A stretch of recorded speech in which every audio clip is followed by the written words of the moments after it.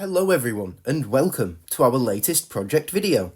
We loved how last week's project turned out so much that we decided to use some of those techniques, but with different designs and colours, to create the blue decoupage and plaster panel, which I will be showcasing for you today.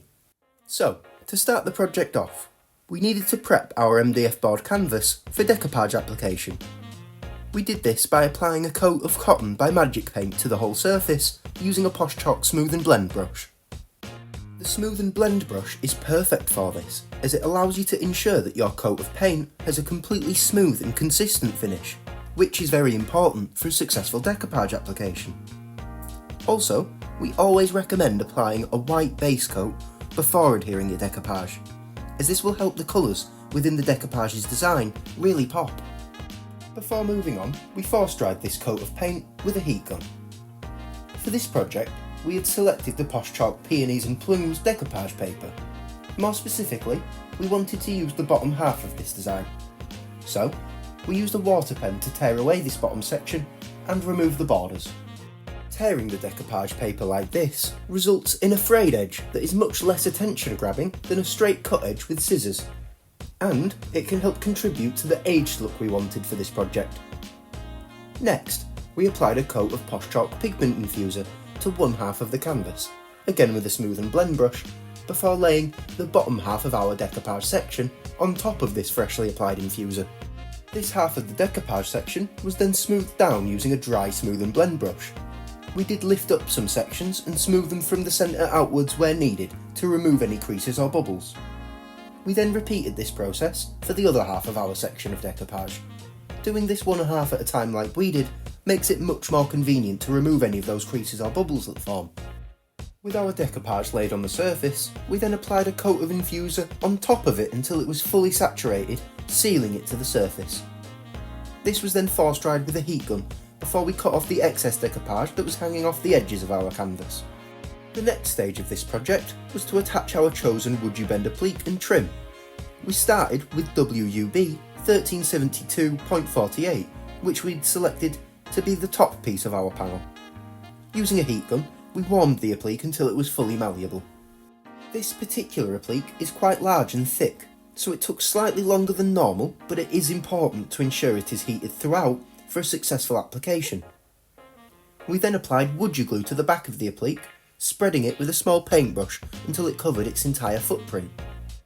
Due to how well this applique retains heat, the wood glue we had applied had already been activated.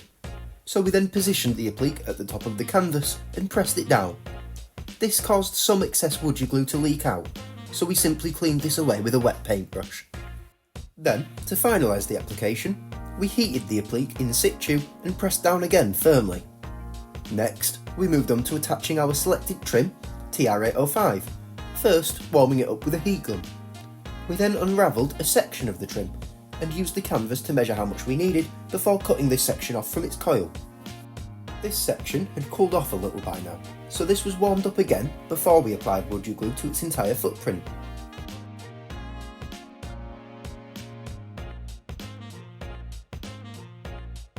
This section of trim was then placed along the bottom edge of the canvas before we heated it in situ to finalise its adherence. Next, it was time to paint the project. We began by spritzing the entire surface with water. As we would be using Posh Chalk metallic pastes for this project, a damp surface allows us not only to get great coverage with less paste, but will also help the different colours of paste blend together on the canvas. Using a Posh Chalk mouldings brush, we began stippling Posh Chalk blue Prussian metallic paste onto the applique at the top of our canvas. We then used a Posh Chalk Smooth and Blend brush to spread or drag the freshly applied paste down the canvas. The surface being a little damp allowed us to do this much easier. We then wiped off any excess from the surface with a paper towel before applying the blue Prussian metallic paste to the trim on the bottom of our canvas. Using a Posh Chalk mouldings brush for this like we did makes it very easy to get paste into all the nooks and crannies of the trim and applique. As you can see, we also spread this up our canvas with a Smooth and Blend brush. This gave the whole piece a slight blue hue.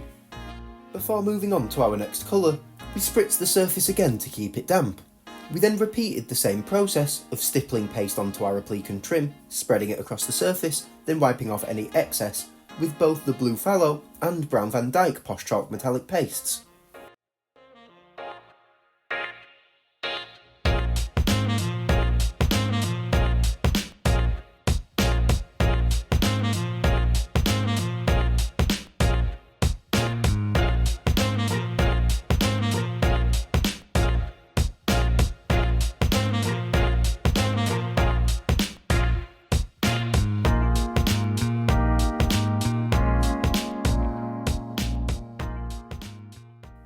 Now, it was time to do some stenciling with posh chalk Athenian plaster.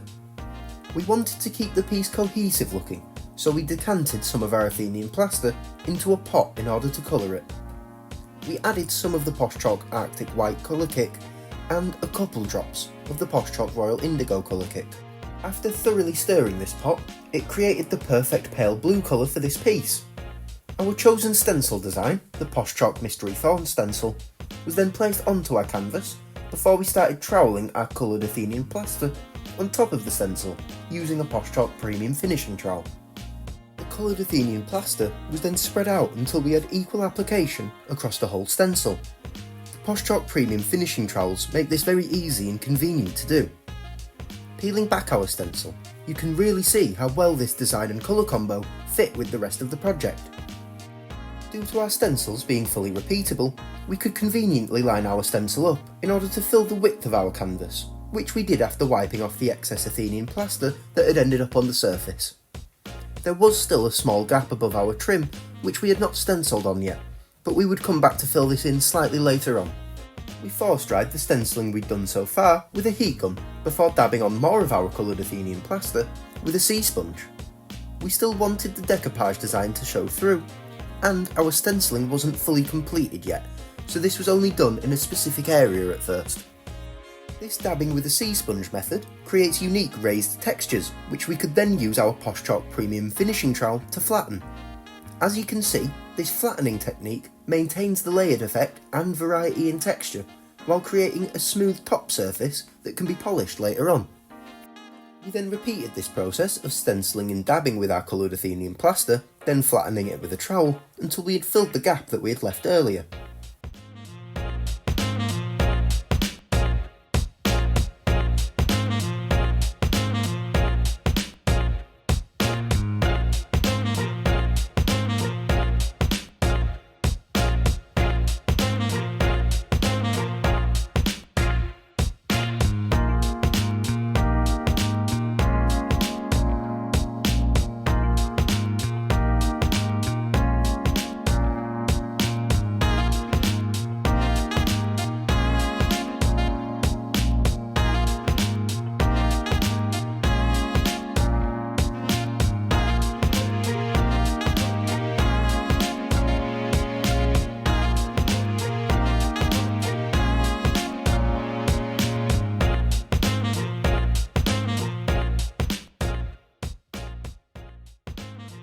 The piece was then allowed to dry naturally for a little before we moved on.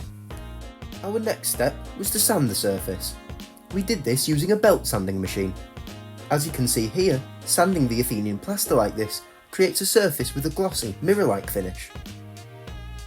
Finally, to complete the project, we used our blue Prussian, brown Van Dyke, and this time dark green posh chalk metallic pastes to do washes over the piece, just like we did earlier. We kept the surface slightly damp and applied our different colours of paste in key areas, then spread them across the canvas and wiped away any excess with baby wipes and a paper towel.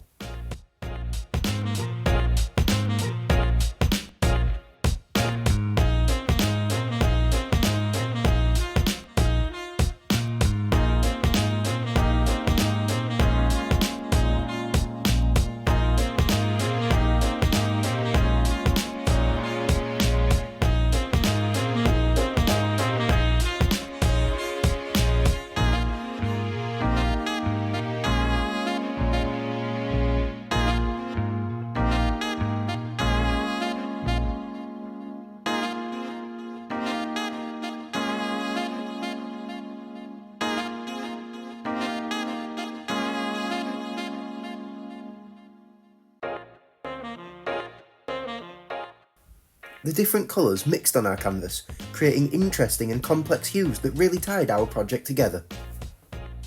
So, here is the result. We think this one turned out amazingly and perfectly shows you how you can adapt our techniques to your own taste in colour or design.